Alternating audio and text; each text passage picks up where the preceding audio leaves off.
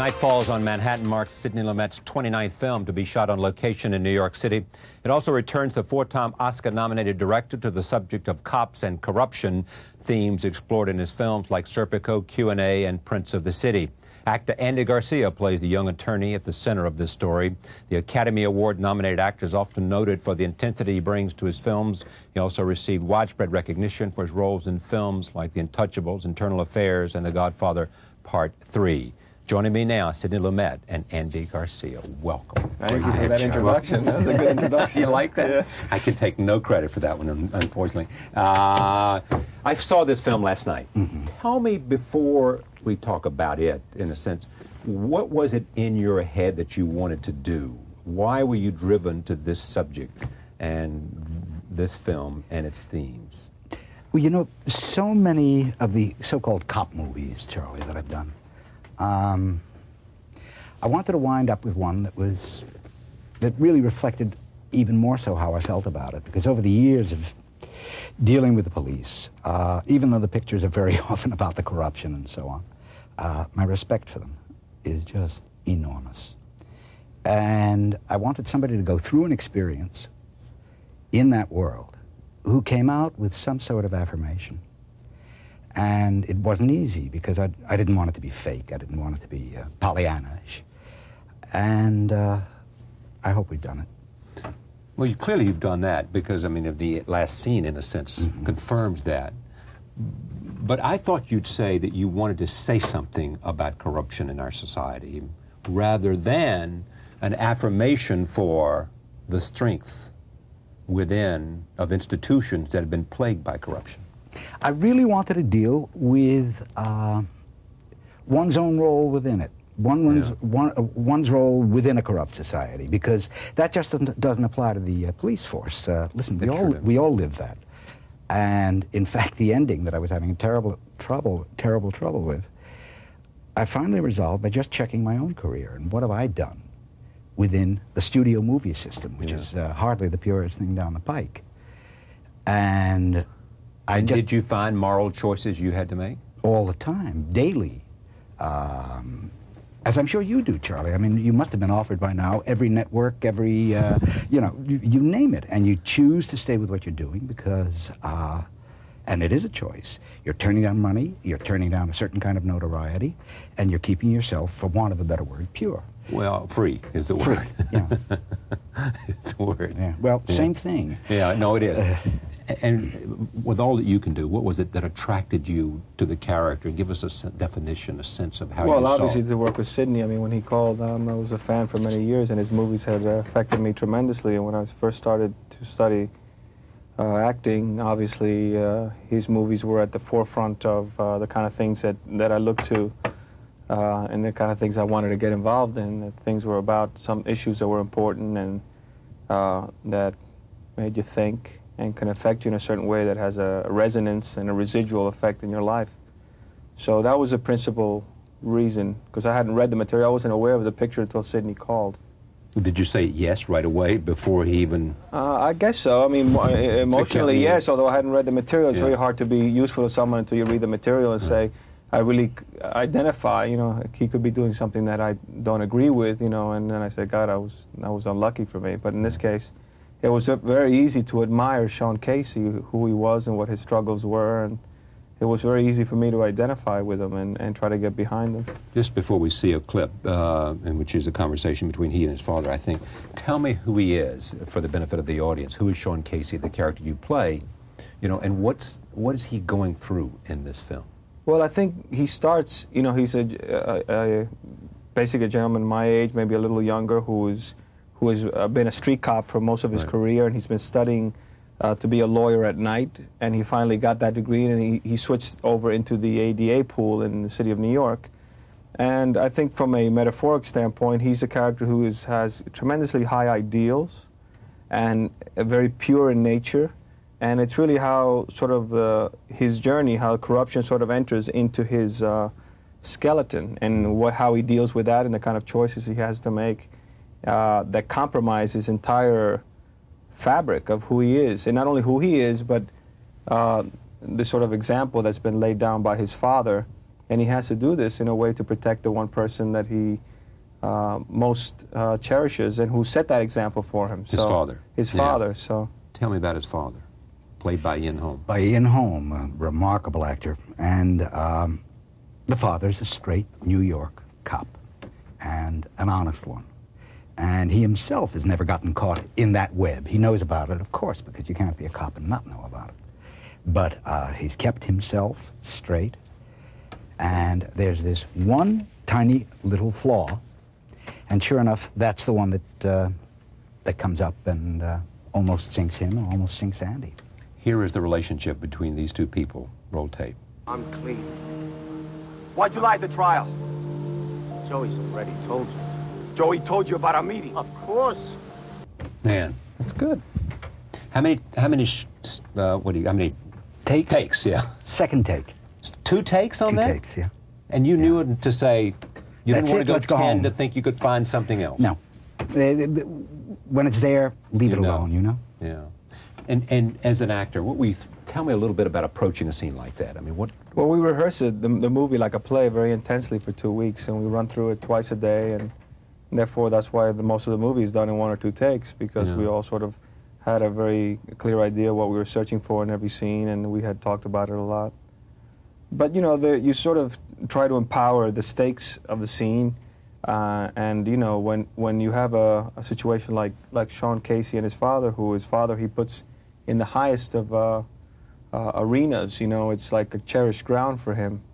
And for him to believe that his father might be incorporated himself in something that shatters everything that he's ever stood for in his own son's life, that's pretty heavy stuff, you know, especially when you empower Sean as someone who really cares about those things. So his frustration level at this point has been building in the movie, where he just can't sit on it anymore, you know. Yeah. Have you ever had this kind of conflict, not in terms of a corruption in your family, but I was thinking as I watched this film how lucky I'd been that I had never had to face that kind of enormously difficult moral crisis. Well, I think, you know, as an actor, we've all been, you know, in the ways we've studied the craft and so forth, is you try to personalize things in your own life and find parallels that you can relate to that are similar to those in the script or in the objectives and the obstacles of the character. And you'd be surprised how many things that you have in your life, if you really start thinking about it, that relate to things that you right now are in sort of denial about.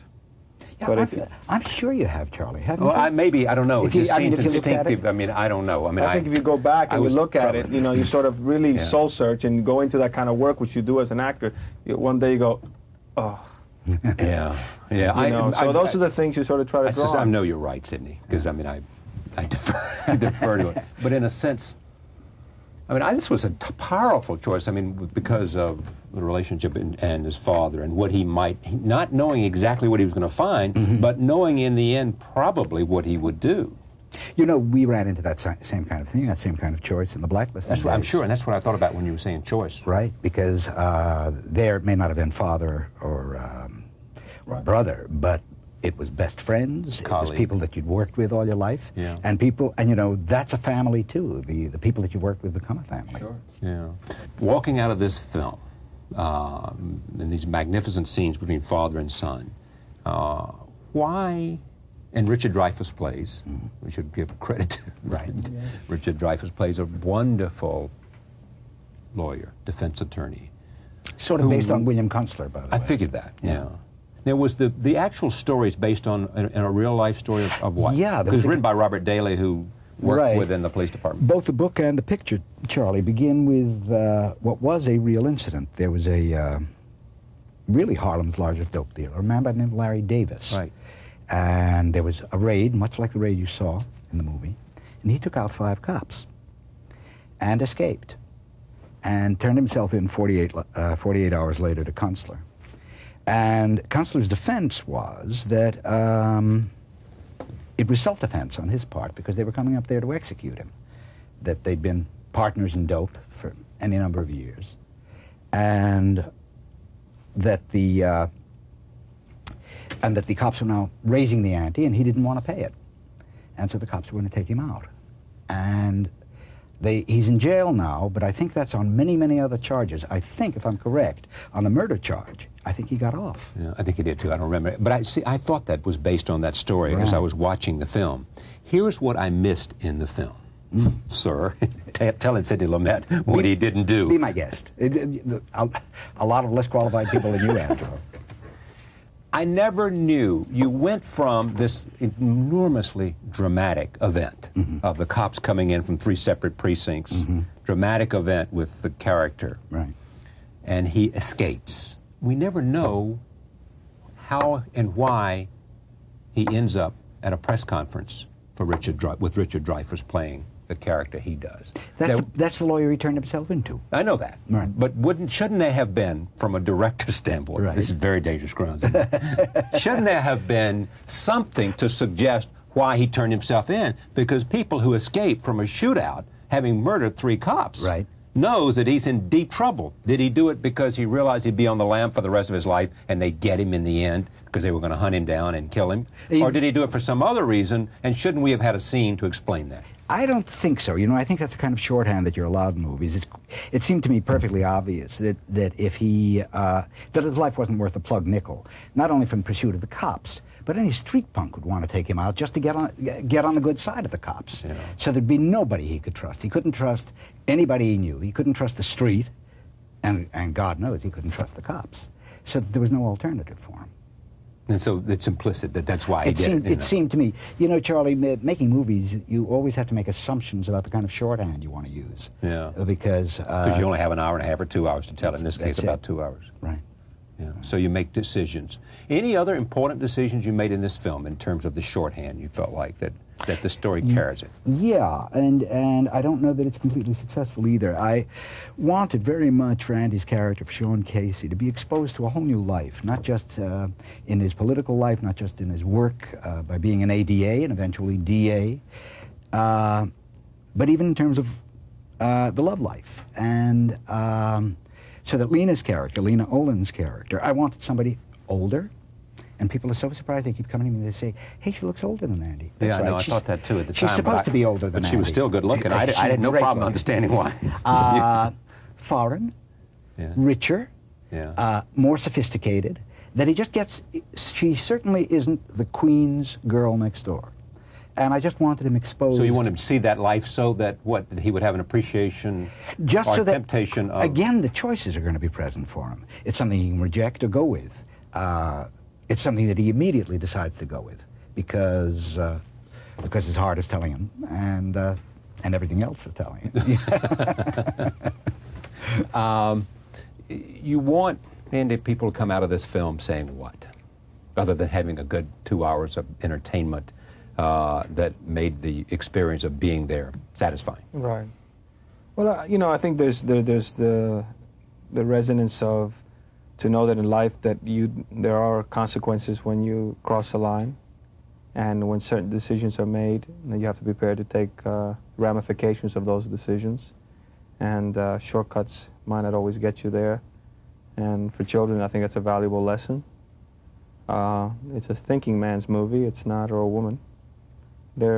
It's not a situation where everything's going to be laid out to you, but you're going to go through an honest journey, and there's very little acting in the movie. There's a lot of reality, but there's very little acting. Meaning what? Well, I think everyone Sidney chose an ensemble that are very true to their work, and they compel you to watch because they're giving you honest delivery of, they're sort of opening up their inner life to you in their characters. And I always find that to be very attractive when an actor puts himself on the line that way. And to me, those are the kind of movies that, to me, I think about afterwards and that I remember. It's usually because of the kind of work, and Sidney's made most of them. Yeah. The people who sort of make that kind of commitment to the material. I wanted something in addition to that, Charlie, too. You know, we're not in control of the result. We don't know what the result is going to be, ever. The only thing we are in control of is our own behavior. Yes.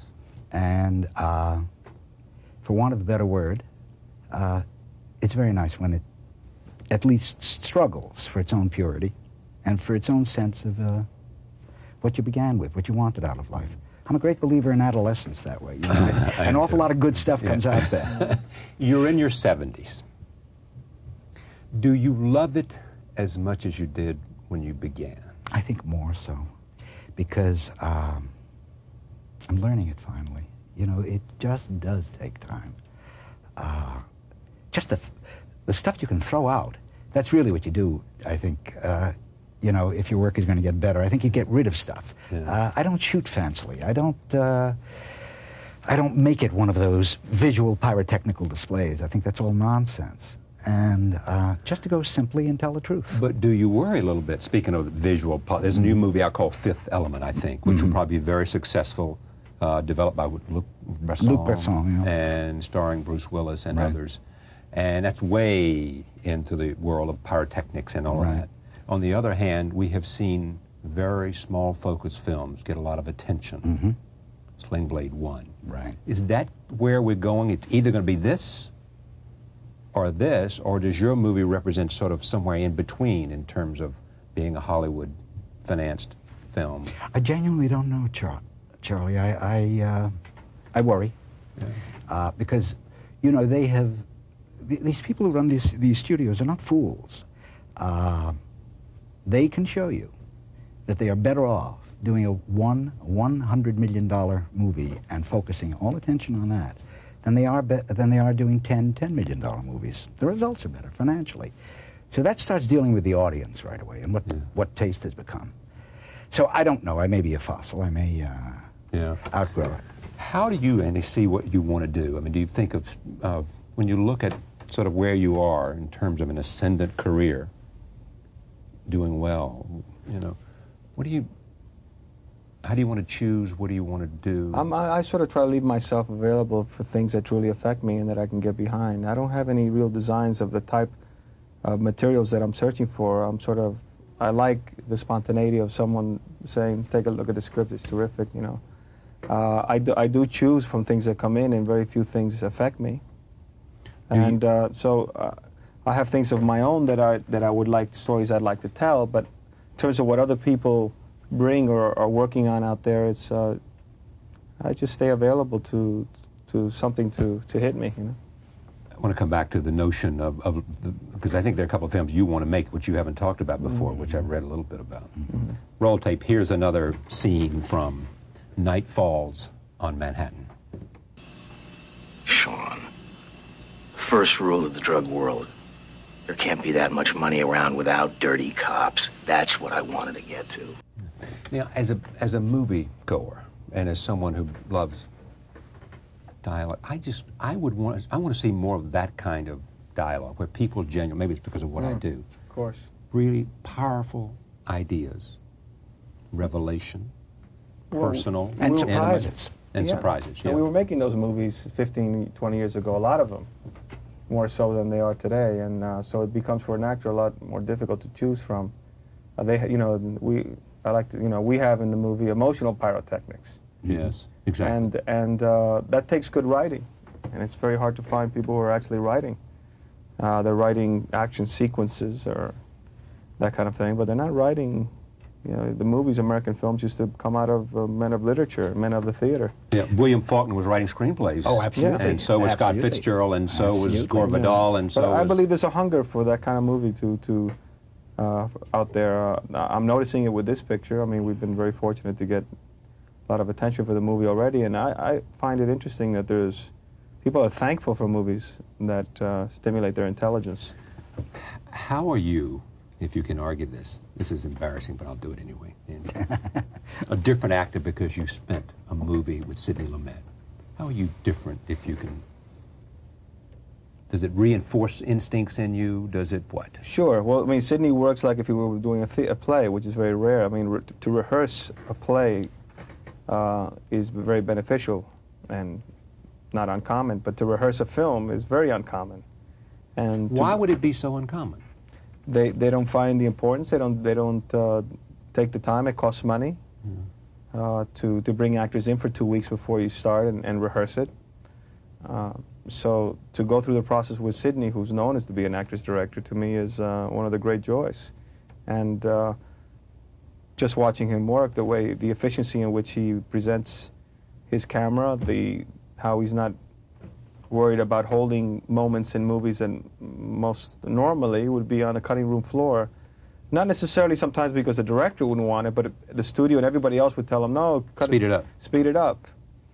And that's a rare thing to find, that someone can empower the moments and leave them in, because once you cut away from a moment like that, even though you come back to it, it's lost its power. Yeah. Because you release the grip on the audience. You know, it's interesting, too. Andy, I haven't been so nice. I'm going to be nice back. Andy, make believe you're not here. Okay. We'll talk about you. I get that question all the time about why did you cast Andy Garcia in this part, you know? Especially as an Irishman. All that sort of ethnic nonsense comes into it, too.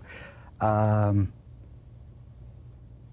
when I met Andy, we've seen each other at parties, and you know I talk like a sailor. Yeah. And when I met Andy, we had about 2 hours together the first time we met. And I noticed over that entire time, I didn't hear a goddamn, I didn't hear a Jesus Christ, I didn't hear one curse word. And because I like to accommodate actors, I pointed that out to Andy, and I said, Andy, you know, I've heard a curseless language from you, and if that's what you need, I'll adjust to it.